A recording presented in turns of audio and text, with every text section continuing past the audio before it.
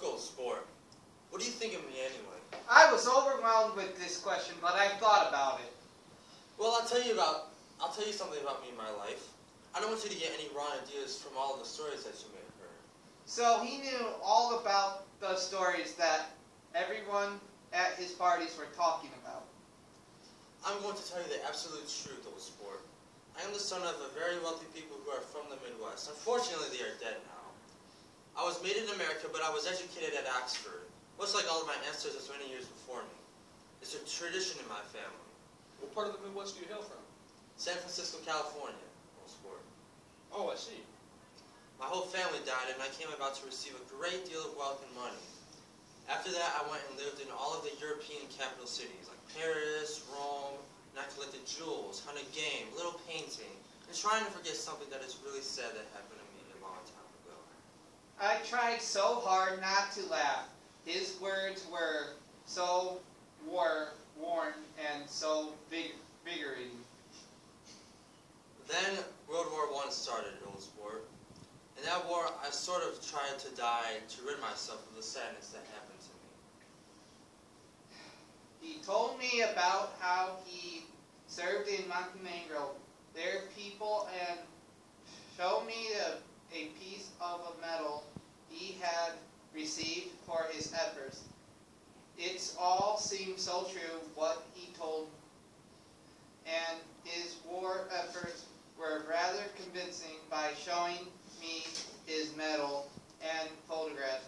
Then he said something that changed the subject. I'm going to ask you to do a big favor today, since I thought you should know things about me. I didn't want you to think that I was nobody, old sport. You'll hear about it this afternoon. During lunchtime or later on after? Later on this afternoon, old sport. I heard you were taking Miss Baker to tea. Are you in love with Jordan Baker? No, I'm not, but she had kindly permitted to speak to you about this matter. I didn't know what he was talking about, but I was more annoyed by it than interested. When we arrived at the lunch place, we saw an old man with a peculiar beard. Ah, Mr. Carraway. I would like you to meet my friend, Mr. Wolfsheim. Mr. Wolfsheim, pleasure to meet you. Ah, Mr. Carraway.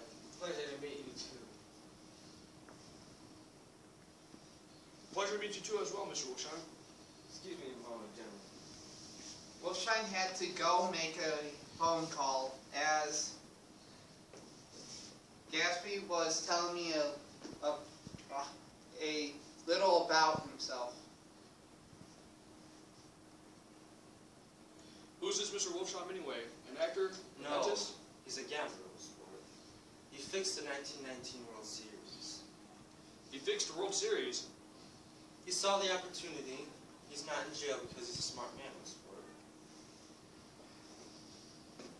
Then I saw Tom came into the restaurant, and he immediately saw me and took a step towards me, and he asked where I have been, and I introduced him to Mr. Gatsby, who looked rather nervous when Tom came into the place. They briefly shook hands, and when Tom inquired how I knew about the restaurant, I told him that I was having lunch with Gatsby, but as I turned around, Gatsby disappeared. That's it. J.P. Morris? Nick? Robert Willis.